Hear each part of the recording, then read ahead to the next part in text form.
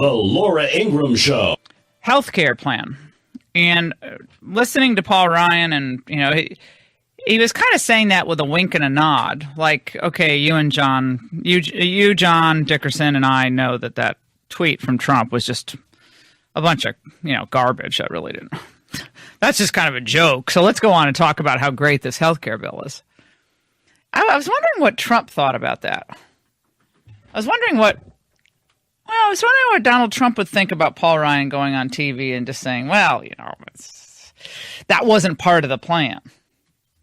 Because you better have a lot of faith in Paul Ryan's thinking and overall judgment on the healthcare bill if you're going to, you know, start threatening conservatives, which apparently he was doing over the weekend.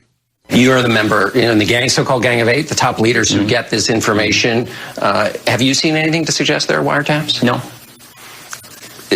Could you clear up this question of wiretaps? Again, I don't want to get ahead of the intelligence committees. I don't want to get ahead of the intelligence committees and their thorough investigation.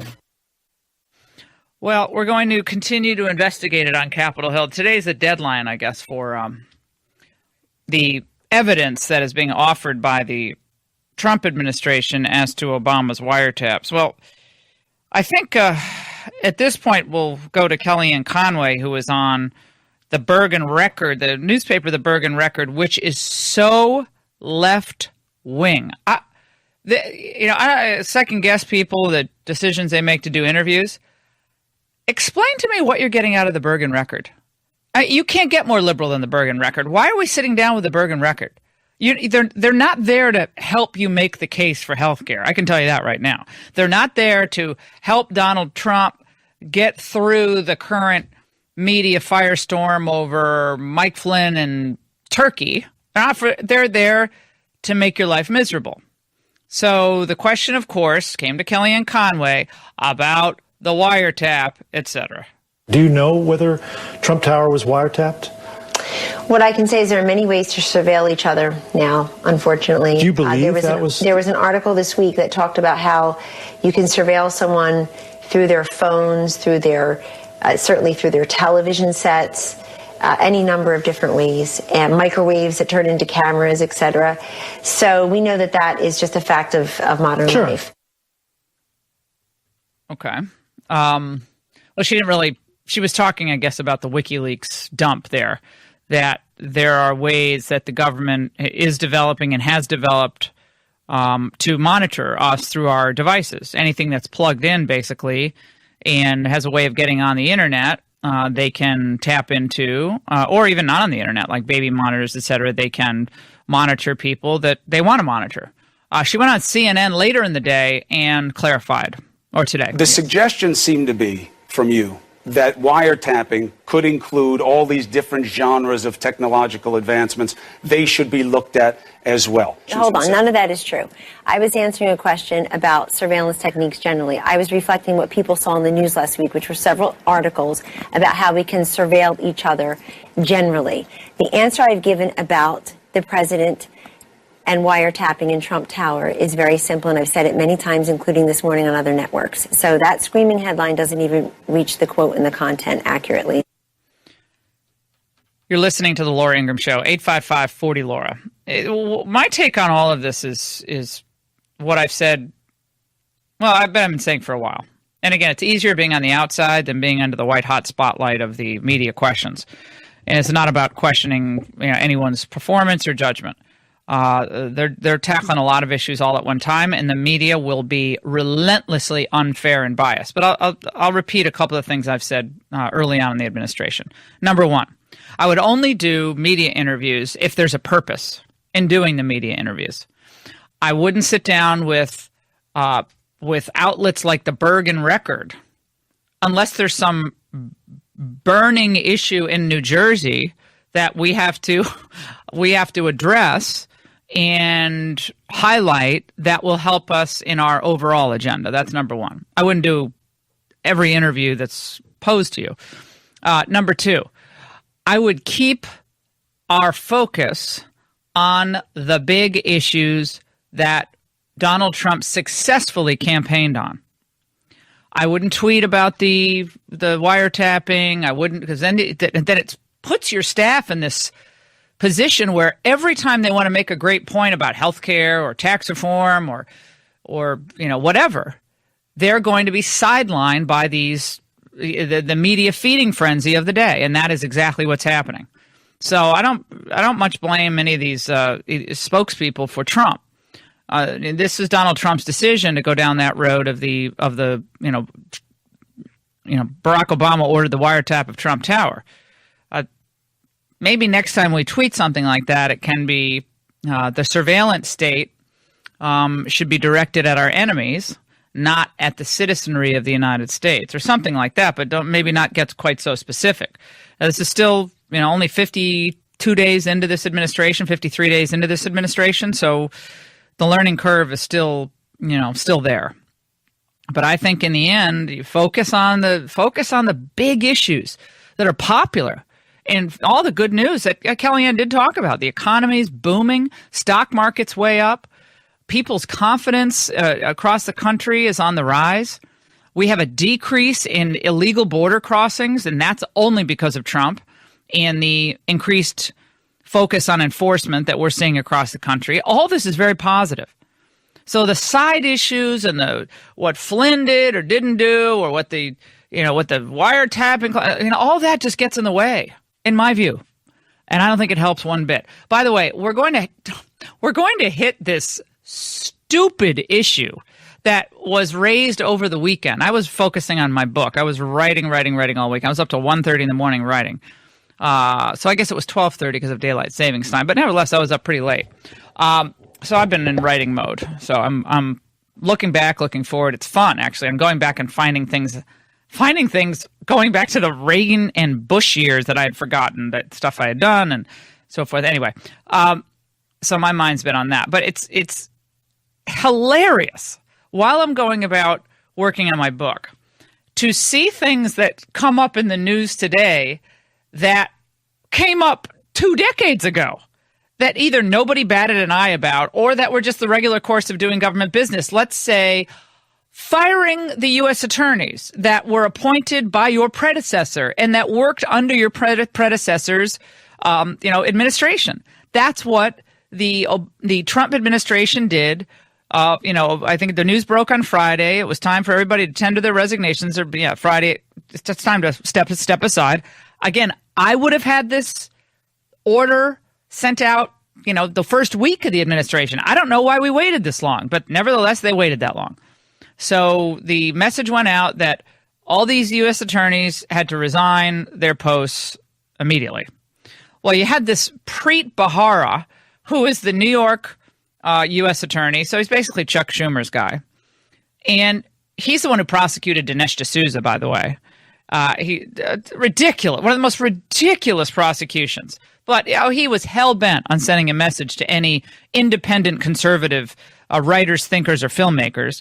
Not that Dinesh didn't, could have done things differently, but these kinds of cases are never been sending anyone to, confinement, for goodness sakes.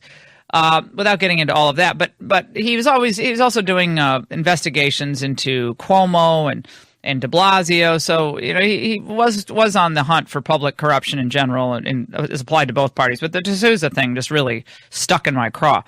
At any rate, he made this really big deal on Twitter. I was at the gym over the weekend in between my writing sessions, and I'm watching this thing play out on cable news. All these commentators, can you believe someone as professional and well-regarded as the U.S. attorney in the Southern District of New York would be told to step aside? I'm like, yeah, like they were told to step aside in the Clinton administration and the Bush administration.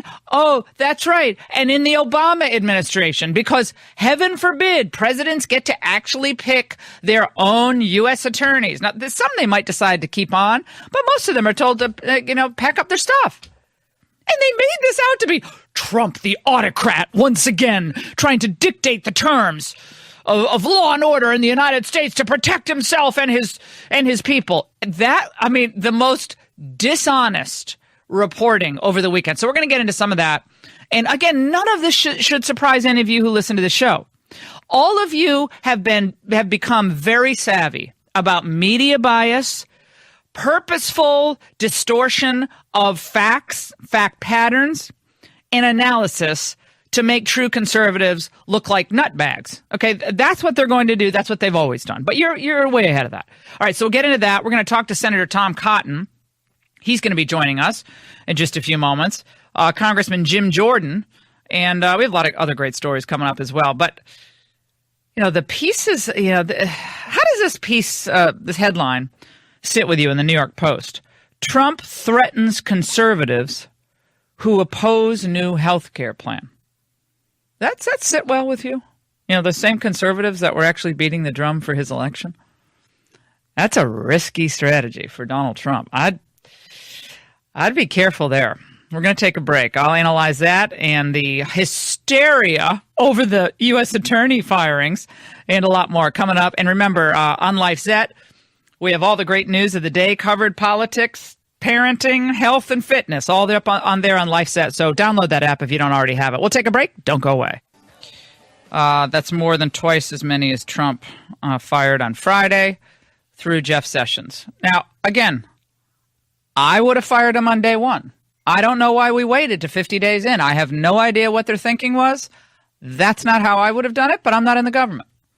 But the idea that this is somehow out of the normal course, this was one of the things they said, that the U.S. Attorney for the Southern District of New York, Preet Bharara, that he was told by Trump behind closed doors that he oversees the whole Manhattan office, so that he's the U.S. Attorney for New York. So that he was told that he was going to stay on by the Trump folks, and that he made a big point to say to the media, "I'm not going until Trump personally basically calls me to fire me." That is a typical elitist attitude, that somehow he's different from all the other U.S. attorneys. Well, guess what? Trump changed his mind. If Trump wanted to keep you earlier on, guess what? He's changed his mind. That's his prerogative as president of the United States. But for Bharara to sit there going, well, I'm going to wait until I personally get called by the president and I basically hear it with my own ears. That's just the typical out-of-touch, elite, liberal sensibility. The rules don't apply to them, and they're just going to park themselves and make a big media spectacle of himself. He did that to make maximum use of his last few minutes in the sunshine, in the spotlight. So he wanted to cause trouble for Trump on his way out the door. Now, don't you think he should have been let go of earlier? If that's what he does on the way out the door, Lord knows what the man would have done when he was actually wrapping up his cases or continuing his cases. I mean, I don't know. There are a lot of Republicans, I have to say, in New York, to be fair, who said that he actually was doing a pretty good job on the de Blasio and Cuomo cases. So I haven't been following the ins and outs of those. So I've got to be honest to say, a couple of people emailed me and said, he was actually pretty good on some of these other cases. It would have been nice to keep him in there. But I think Trump made the calculation that was the right one in the end, that might be the case, and some of the lower level prosecutors could still continue those cases. You don't have to have the figurehead to do those cases. Doesn't mean those cases are going to be dropped, but that he wants his staff and his people to be loyal to this administration and to be new voices in law enforcement. And I think that's a good thing. Personally, again, I would have done it earlier, 855-40-LAURA. But the White House hasn't yet lined up replacements for these Obama-era U.S. attorneys being shown the door, although I know for a fact that they're interviewing people. But they're behind. They're behind schedule on this. After they axed Christie out of the transition, the White House has been behind the curve on the getting people put into these positions. They have 2,000 positions, 2,000 plus positions still vacant in the administration, but these are important positions. All right, we'll take a break on the Laura Ingraham Show, 855-40-LAURA. A lot more to get to, and we're going to talk to Senator Tom Cotton.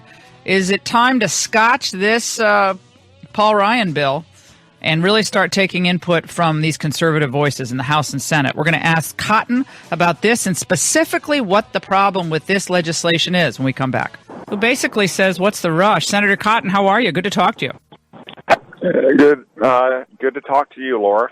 Senator Cotton, Well, you heard Paul Ryan. How are you doing? Yeah, you heard Paul Ryan there. It's like, this has not exactly been a fast push here. You guys have had years, and you've gone through all these committees, and so these concerns that this is all too fast are really unfounded. Well, the Speaker is right that for years we've stood for repealing Obamacare and replacing it with a system that will promote more choice and security for all Americans and bring down health insurance premiums that would really address all of the problems in our healthcare system that predated Obamacare. Obamacare promised to solve, but actually made them worse. But for the longest time during campaigns, that's been a matter of concepts and principles.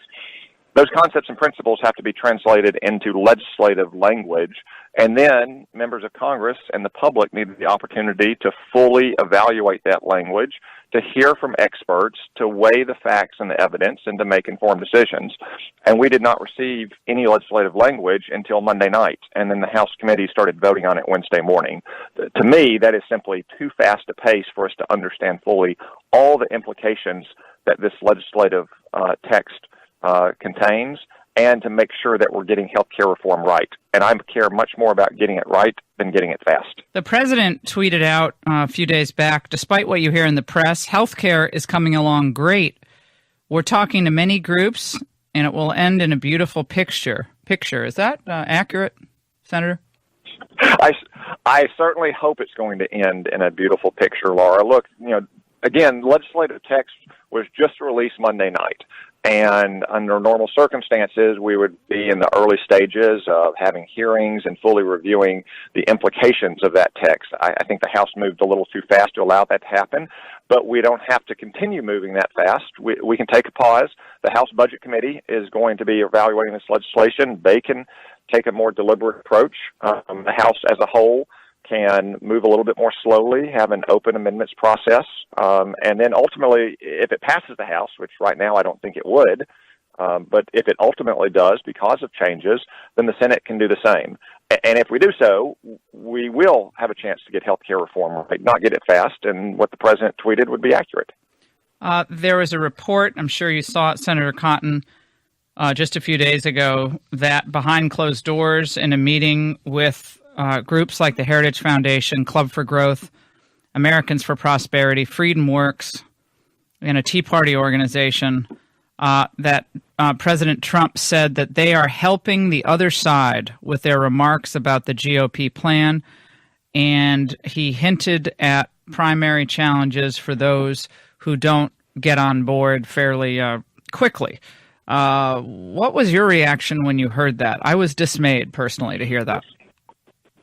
Laura, I wasn't in the meeting and haven't spoken to anybody who was, so I can't comment on what specifically happened there. I want Republicans to be united around the goal that we've all had and that I still have and share with every other Republican I know, which is repealing Obamacare and getting health care reform right. And it's not surprising that just 1 week after legislative text is finally released, that we have some differences of opinion. The way to resolve those differences is to be deliberative and careful in our approach to health care reform, which, as we said during the Obamacare debates, is remaking 1/6 of the entire economy and touching the lives of every American in a personal and intimate way. Senator, I've heard you say that before, and I think your point is well taken. But this question of the president, so early on in his administration, threatening all of these groups that have been working for years and doing, frankly, incredible work, a groundbreaking analysis of the healthcare system. They've all registered big concerns. I assume you're on board with a lot of what they believe and think about this. I certainly am. And to be either implicitly or explicitly threatened. You don't have a comment on that? I mean, I don't think all these groups are making this up, that this happened behind closed doors. Well, Laura, I mean, I can't comment on what happened behind closed doors in a meeting I didn't attend. What if he threatens you, Senator? Let me put it that way. You're a straight shooter. What if he threatens you? You're not afraid, are you? If the president threatens to primary challenge you? I will tell the president exactly what I tell Arkansans, that I work for 3 million Arkansans, and I'm going to make sure that the bill on which I vote protects them and serves their interests. I hope the president and I can agree on this. As I've always said, I'll support the president when I think he's right, and I'll try to change his mind when I think he's wrong. And if I can't change his mind, then I'll have to oppose him. Paul Ryan made this, very impassioned plea last week in saying, and I'm sure you saw it, where he said, "This is our only chance. And, we're not going to have a chance to repeal and replace. This is as close as we're going to get," he said. And again, basically saying that anyone who throws a monkey wrench into this process will really hurt Republicans going forward, since this was such a big and important part of President Trump's and the Republicans' legislative agenda.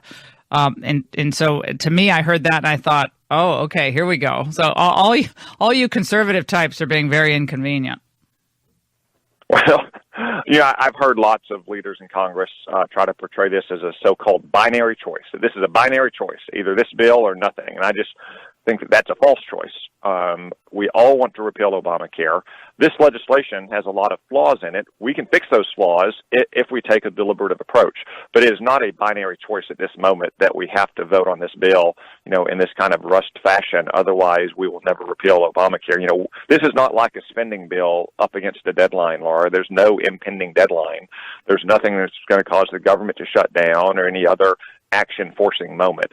We have a chance to get it right, not get it fast, and that's what we should be focused on. And Senator Cotton, finally on this, the hook on which Speaker Ryan is hanging the procedural issue of the reconciliation is that you can't do all the stuff that a lot of the conservatives want to do in this process. That's going to come in phase 3 down the road. Well, presumably phase 3, you need 60 votes. So they hanging on the Byrd rule. Byrd's been gone for years, and old Byrd is still having an effect on Congress, which I think is funny. But couldn't they change this Byrd rule if they wanted in the Senate? Well, the so-called Byrd rule is a law. It's not a rule. So you'd have to change the underlying Budget Act. But let me just say this, Laura, about this so-called 3-phase process. That's just not going to happen. That's just politicians' talk. It's just all talk. It's just spin. Phase 1 under this, as you say, is a so-called reconciliation bill that can pass with a simple majority in the Senate. Phase 2 is as yet unwritten regulations, which are going to be subject to the whims of the most liberal judge in America. And Phase 3 is some imaginary bill that might pass with Democratic support. Well, if we had Democratic support, we wouldn't need Phase 2 and Phase 3. We would just be passing a bill right now with Democrats and more than 60 votes. That's why it's important that we get this bill right, because we have no guarantees about what might happen in the mythical Phase 2 and Phase 3. Yeah, it's like Alice in Wonderland, the Phase 3. It sounds good, though. We got Phase 1, we got Phase 2, then we got Phase 3. It all sounded good, but then you start thinking about it. It's like, wait a second. That Phase 3 ain't never going to happen. It's all talk, Laura. Yeah, it's not going to happen. So just very briefly, I don't want to do the whole interview on Obamacare, but so lay out how you would see this going better in the overall process of you repeal all of Obamacare initially, correct? Is that what you would do? Yeah. So, Laura, I'd take there's two main parts of Obamacare, two main parts of this bill: Medicaid and the individual insurance market.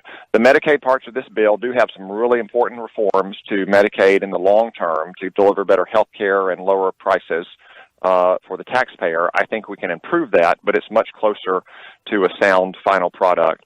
The individual insurance market provisions, though, I'm afraid, are simply not going to bring down the price of health insurance premiums. They might, in fact, accelerate the increases. So we need to take a much deeper look at all the regulations of Obamacare that are primarily responsible for driving up the price of premiums.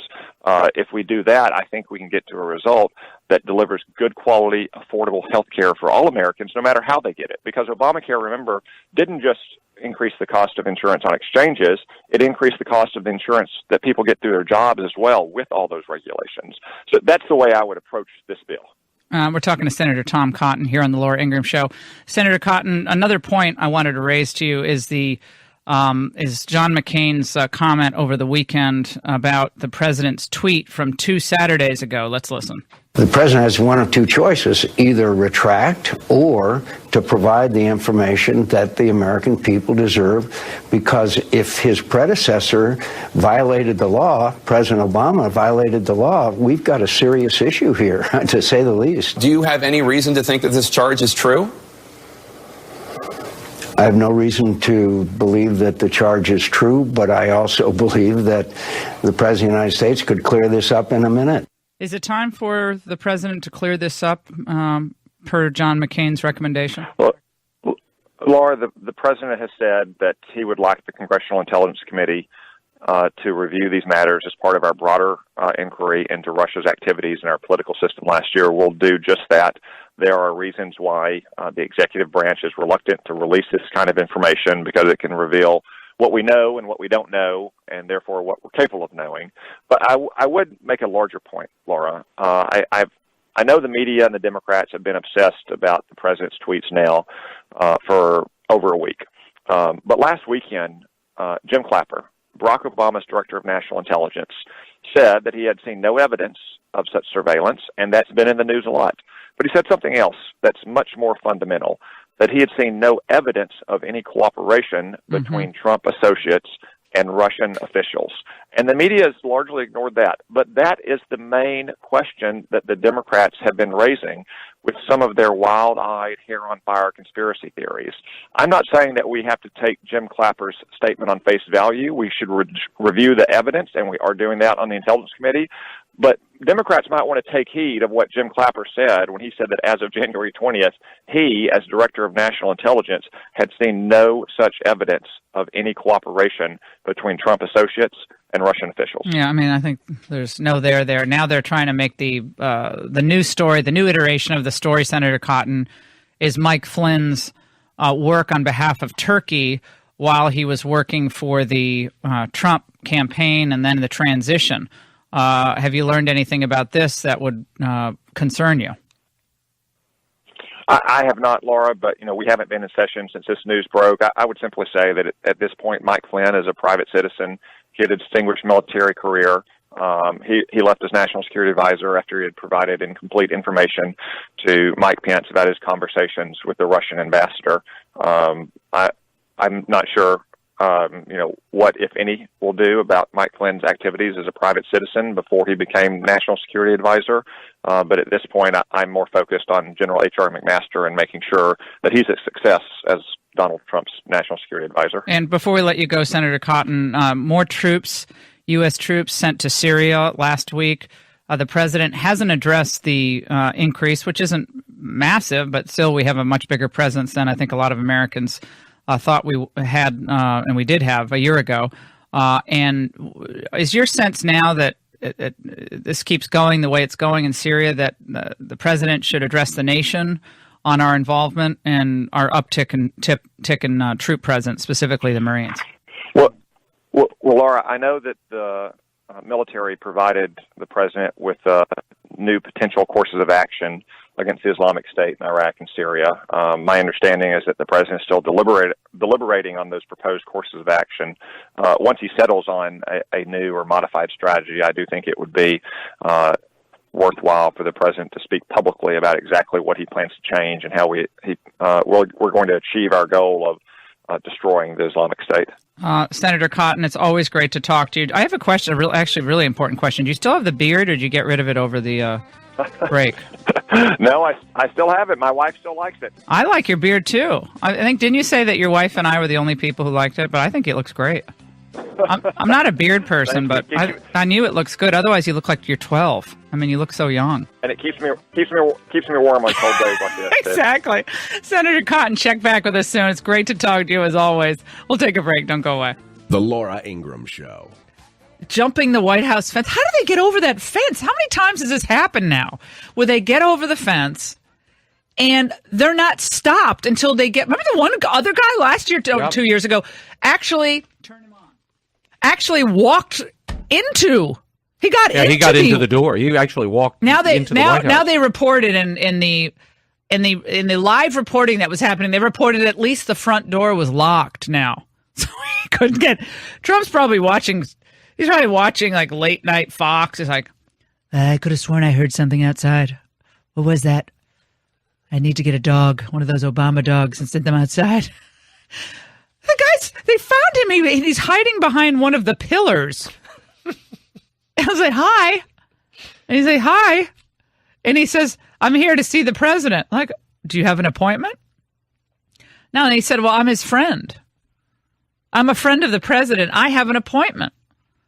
He said when he was approached near midnight on Friday night by an officer. And this was according to the report that was ultimately released Saturday by the Washington Metropolitan Police Department. Asked how he got there, this Jonathan Tran, who is 26 of California, said, I jumped the fence. The arresting officers found 2 cans of mace and a passport on Tran, who appeared in D.C. Superior Court shortly before 5 p.m., dressed in his same dark blue hoodie and khakis. He spoke only briefly, offering a faint yes when told his rights. He faces a charge of unlawful entry, and then he's being arraigned today in federal court. The judge said there was probable cause that Tran could pose a flight risk, and so they withheld any possibility of bail. The police report that was obtained by CNN offers a description of the incident. White House security footage, I don't mean to laugh at, but this is just, showed Tran jumping the fence. Did he have a little trampoline? I mean, how did he get over this? This is like a Wile E. Coyote in a Roadrunner. He jumped the fence at the northwest courtyard of the Treasury building. Okay, I know where he was, which is adjacent to the White House. He wasn't detected, however, until he was ultimately approached by a uniformed Secret Service officer, and he was hiding behind a White House pillar. He was right up to the residence. Let's stop there for 1 second. He wasn't detected. How, with all the surveillance? All the security. They can surveil us, as Kellyanne said, through our microwave. But there aren't apparently cameras or any detectors on the fences surrounding the White House? Perimeter? How many times can this happen? And that's right. By the way, that entry point is not like from the South Lawn. That's next to the White House. Right. But can you imagine him just like hiding behind one of the pillars? I know exactly where he was. He was close to the residence. Yeah. And he has mace in his, I mean, I don't know what he's going to do with the mace, but he had the mace, and one report said he had a copy of one of Trump's books. Maybe he was going in for an autograph. Yeah, they said one of Trump's books, but they don't say which one. Regnery hopes it's that last one. Okay, so he was carrying an Apple laptop computer, product placement. Okay, and he had a letter they had written to Trump. Well, you know, the post office can be very unreliable. A spokesman for the Secret Service said that in the letter, Tran mentioned Russian hackers. Ooh, the intrigue builds. And said he had information of relevance. Tran alleged that he had been followed and his phone and email communications had been read by third parties. And that he had been labeled, Tran, as schizophrenic. You don't say. After the incident, the White House was placed under security condition orange, which some people in the Twitter sphere found apt, given some of the criticism of Trump's. Well, who was doing that? It was someone on his hair, his makeup. I mean, it's a security code orange. I didn't know we still did the color coded. Remember Janet Reno did those? Not Reno, Napolitano had the. We have 4 different levels of security: red, yellow, orange, and green. And remember, we were always on. Oh, yellow, or I don't know. Well, I think it was Dick Cheney who came up with it. Oh, well, as I was saying. I don't know why I thought it was Napolitano, but right, it was after 9/11. She made it so popular. That's right. Okay, so it was under one of the highest levels of security for the Secret Service, an agency source said. The president was alerted about the intrusion late Friday night, an administration official said. The suspect was arrested by Secret Service without further incident.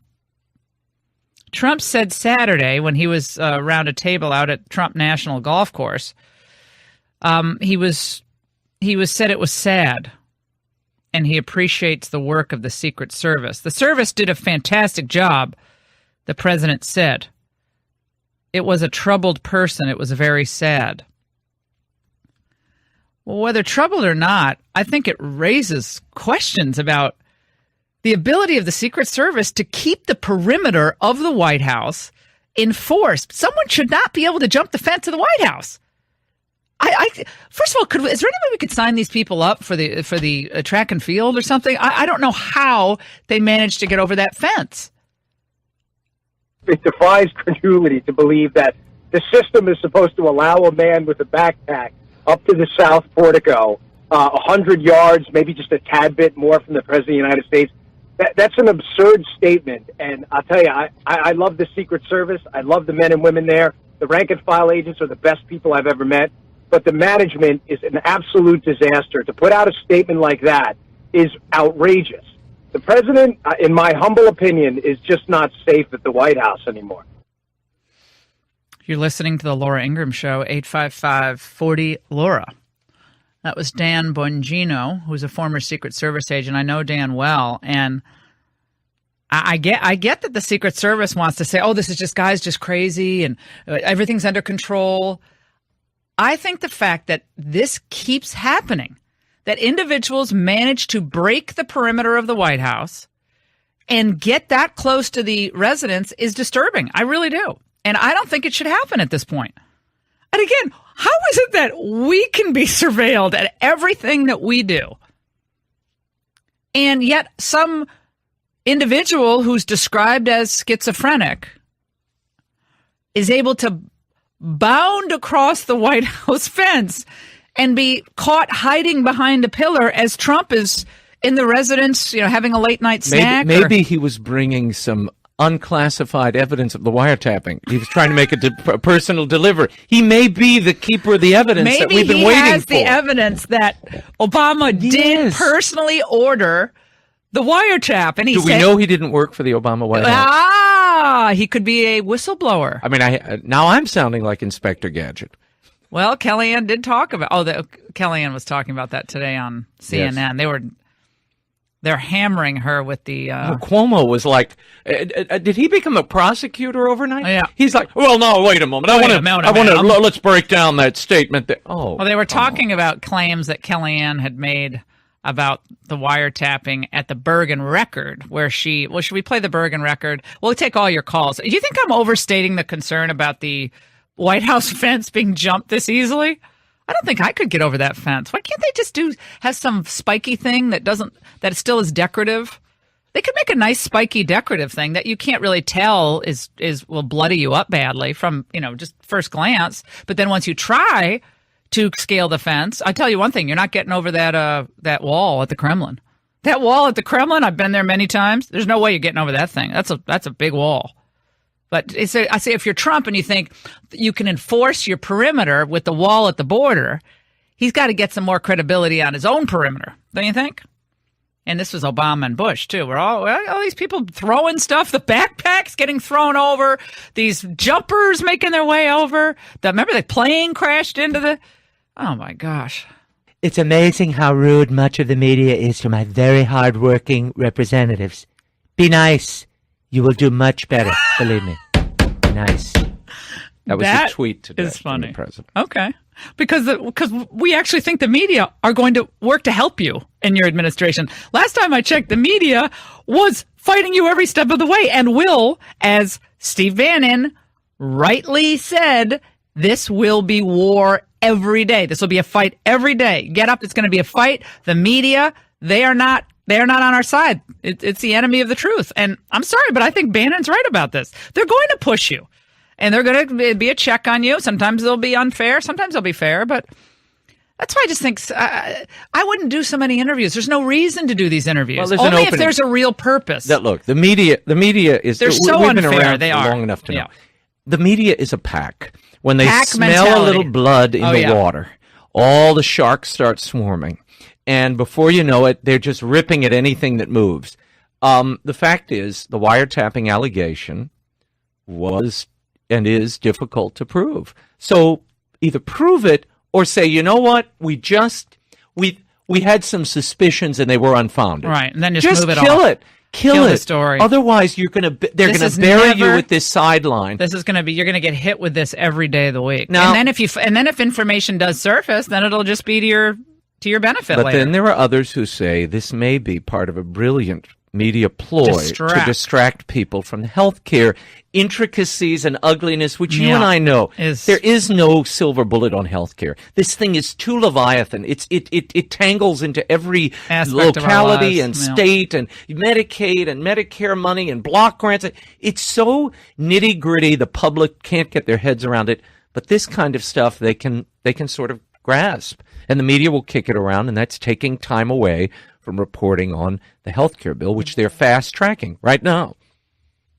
Well, you were asked specifically, do you know whether the Trump Tower was wiretapped? And you answered by citing this report about the CIA techniques revealed by WikiLeaks. Why would you make a suggestion like that without any evidence?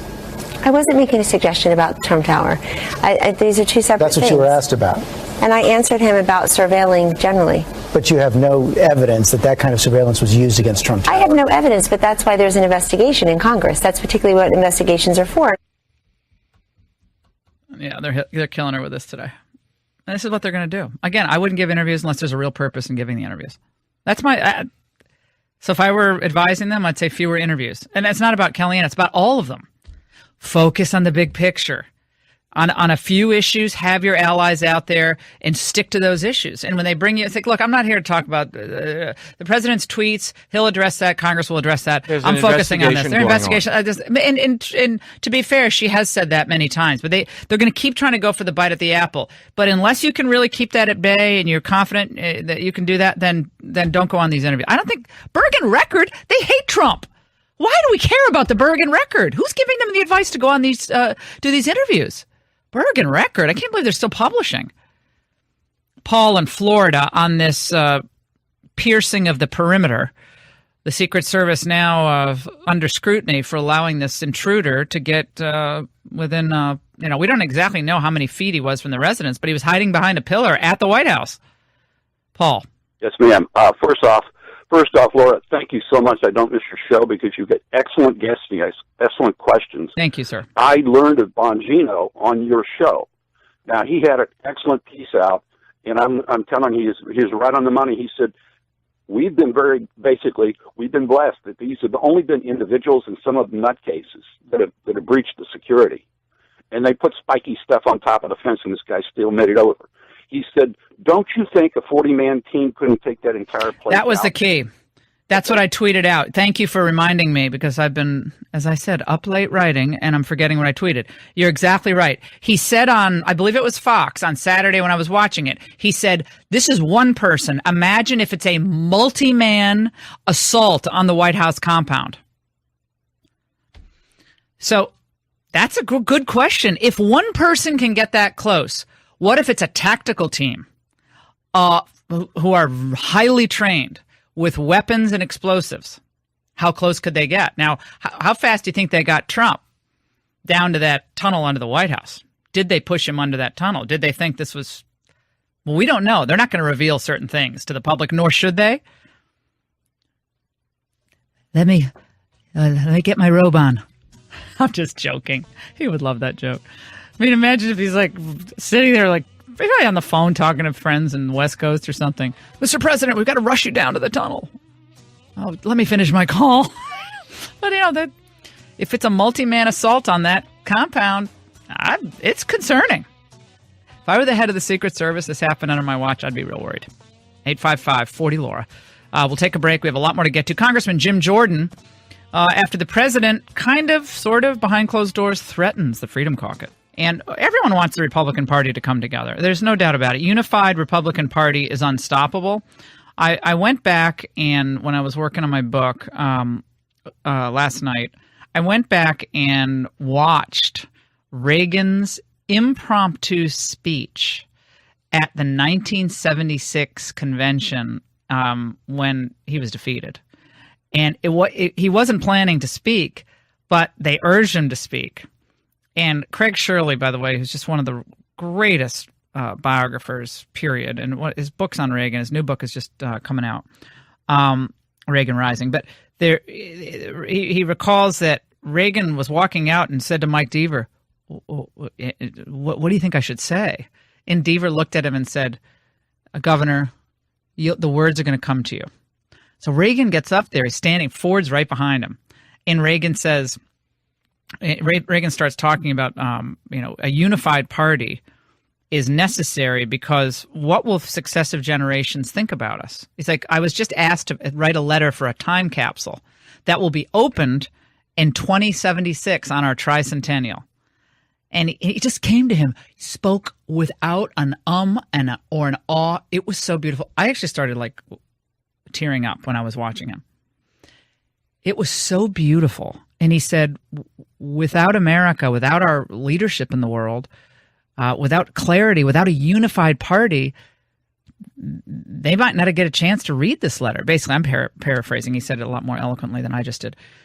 But it reminded me of how important it is for the Republican Party to stand together on key issues, if possible. But the conservatives here, including Jim Jordan and including Tom Cotton, they have great points. Any clue when he's going to come on? And so you got to listen. You got to take a listen to them. And I'm thinking to myself, this is your first big challenge. And there were reports over the weekend that behind closed doors,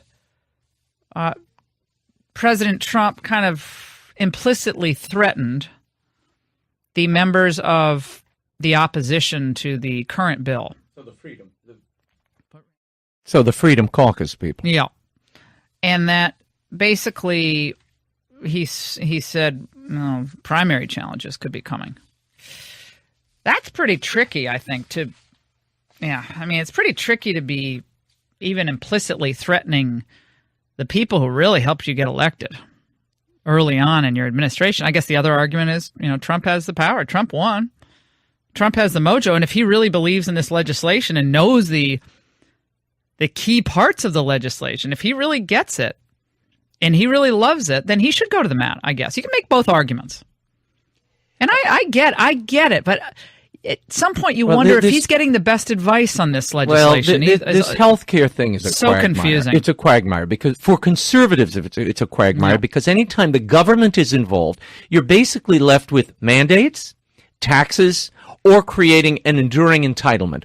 All three of which conservatives will find distasteful and violations of their principle. So the question is, how do you do it? Besides saying, well, you know what? Let everybody just go out into the open marketplace and there's going to be a lot of competition. Go figure it out. But they want to protect the number of people who are insured or try to grow it a bit. So in the process of doing that, you run into these difficulties. Details and real fixes are very difficult when you have an established entitlement already in place, and that's what they're trying to do. Well, that's what Krauthammer said. Krauthammer said once you give people an entitlement, it's really hard to walk it back. Well, it's true. And you know that. So this is an entitlement light, is what they're trying to do, where you're doing tax rebates instead of just giving them funds for the and then to be part of these remember the marketplaces. 30% penalty if you go without health care for I think 2 months, 60 days. Then the insurance companies are allowed to charge you a 30% additional cost onto your other premium. The concern that was raised both in writings in Life Zet and on our air is that the the goal is to repeal Obamacare and then bring the cost of insurance and health care down in order to make real healthcare, patient-centered healthcare possible, then this legislation doesn't do it. That's the problem. And you need that to be done. Otherwise, this is all just a fool's errand anyway. You're just putting off the pain. And so now that you have the House, the Senate, and the presidency, the best thing to do is use your political capital to do what you really want to be done. Remember, Tom Cotton just said on this show that the Phase 3 is a fantasy. He said it's mythical. It'll never happen. This is it. This bill is it. So when Paul Ryan says this is as close as we are going to get to repealing and replacing Obamacare, you know what he's saying? We're not repealing and replacing Obamacare. We might be replacing it to some, on a few key provisions, and it's better. I think it's better. But in the end, you're going to end up at the same place with premiums going up and government involvement where you don't want government involvement. The marketplace is not there. Joining us now, Congressman Jim Jordan from the great state of Ohio. We're trying to hold him over for the next segment as well, and he joins us now. Congressman Jordan, great to talk to you. How are you? I'm doing fine, Laura. Good to be with you. Well, you're the man of the hour. I mean, you and we had Cotton on earlier, and I think what the concern from a lot of conservatives out there is, gosh, this is all of you have your moment now, and this is the moment to show the country, how it's done. You guys have had all this time, and now we're here, and we're right at this point of really getting something done. And it seems that the conservatives aren't on the same page with some of the other Republicans. How can that be after all this time? Well, it is frustrating, and frankly, it shouldn't be this way because our job is pretty simple, Laura. Do what we told the voters we're going to do, and there is no way, unfortunately, that this legislation actually accomplishes what we told the voters we're going to accomplish if they gave us the House and the Senate and the White House. So I just always come back to the basics. Let's just do what we said. We didn't say we were going to repeal Obamacare and keep some of the taxes. We didn't say we were going to repeal Obamacare and have insurance subsidies in there. We didn't say we were going to repeal Obamacare but also take the Medicaid expansion and extend it for several years. We didn't say that. So let's get back and do what we said we were going to do, repeal it, and then replace it with something that actually is going to bring down costs. Let's focus on that. How confident are you at this point? Given what we're hearing now, how confident are you that this there can be a meeting of the minds on this legislation? I think there can be. I think there can. That's what we're working toward. And frankly, I've been pleased with the White House. They said we're open to changes. They're open to work with us. It's been the leadership, unfortunately, in the House has said, one way or the highway. My way or the highway, binary choice, all this. That's not how the process is supposed to work. And as I said yesterday, the fact that every major conservative organization in the country is opposed to this, the fact that so many conservative health care policy experts are opposed to this, 5 conservative senators are against it, and a whole bunch of conservatives in the House are against it, that should tell us something. Maybe this is not consistent with what we told the voters we were going to do. So let's redo it, and let's do it right. That's what we're focused on accomplishing. Aetna, however, is in favor of it, Congressman. Yeah. Well, big insurance is. I mean, I didn't mention some of the hospital groups, some of the doctor groups out there. They don't like it either. They may have different reasons. But when you have that much opposition, that should make people step back and say, wait a minute. Maybe instead of rushing this through, we should rethink it and do it right. That's all we're asking. That's all we're focused on. So let's do that. This thing was rolled out. It was in hiding. It was rolled out 5 days ago. No amendments were allowed to be offered in the 2 committees that have already pushed the bill through and sent it to the Budget Committee. So that's not how the process works. I represent 750,000 people in West Central and North Central Ohio. They'd kind of probably like me to weigh in on the process and actually try to fight for what I told them I was going to do when they elected me last fall. But President Trump and Paul Ryan both have said, and this was Trump behind closed doors, I think he might have been at the meeting, that this thing doesn't pass, it's going to be a, quote, bloodbath in the 2018 midterm election.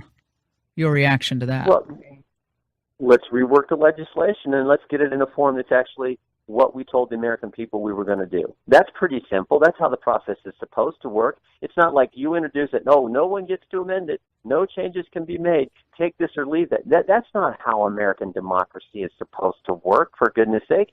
Let's actually have the debate. They want. I'd like amendments to be made in order. I'd like the changes to be made that actually will bring down the cost of insurance, that will be consistent with what we told the American people, that we were actually going to repeal all of Obamacare. I mean, even Krauthammer called this Obamacare light. He's for voting for it, but he says, let's be honest, it keeps the structure of Obamacare. Did we tell the American people we were going to do that?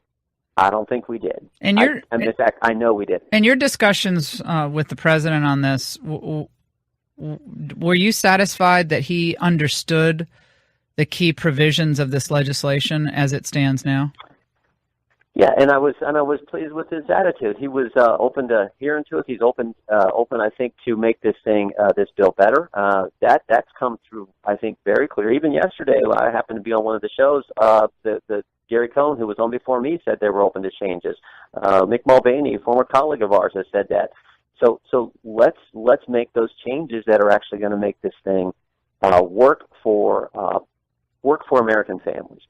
Tom Cotton said that he basically doesn't react well to threats, implicit or explicit, about what he believes is principled opposition to the current state of this legislation. What about you? What about primary challenges? Obviously, you're up for re-election in 2018. You're in a key state of Ohio. What of these threats that have been written about in the New York Post and the Washington Examiner? Yeah, I mean, look, my guess is that I don't think President Trump's really going to be opposing the very people who work so hard to help him be the President of the United States. And my attitude is I'm focused on accomplishing what the American people finished there to accomplish. I'm not worried about what may or may not happen in primaries. I've had primaries before, and frankly, my background's in the sport of wrestling. There's nothing better than a good campaign. I mean, that's as close to wrestling as I get now that I'm old. So that's fine, but I don't think that's the focus. The focus should be, let's actually do what the American people sent us to Washington to do. Let's remember that they hired us. They gave us the ability to go there. Yeah, but Ryan says, Congressman, Ryan says that'll all be done in phase 3. That a lot of these things will be done in phase 3, and you're being too picky about this right now because you can't do it in reconciliation. It's coming in phase 3. So, Laura, if that's the case, then let's do what unites Republicans. Let's vote on what we all voted on a year ago. Let's actually repeal it, all of it. Let's repeal it. The effective date's 2 years out. We give a 2-year transition, but let's repeal it just like we did before. Let's not let's not keep the Obamacare structure. Let's actually be consistent with what we said. And then if phase 3 is going to be there and it's actually going to happen, then by golly, we'll do the replacement then. So I'll give him that we can, the speaker, that we can do it, some of these things in phase 3, but let's do phase 1 that unites Republicans and actually is consistent with what we told the American people. Let's repeal it. After all, everyone voted for it just 15 months ago. Why don't we do that? That's the plan that Senator Paul introduced last week, and then I introduced, clean repeal. Then just actually repeal it. Don't keep Obamacare light. Don't keep, as Krauthammer said, just repeal it. And then if phase 2 and phase 3 are actually going to happen, well, then let's go make them happen.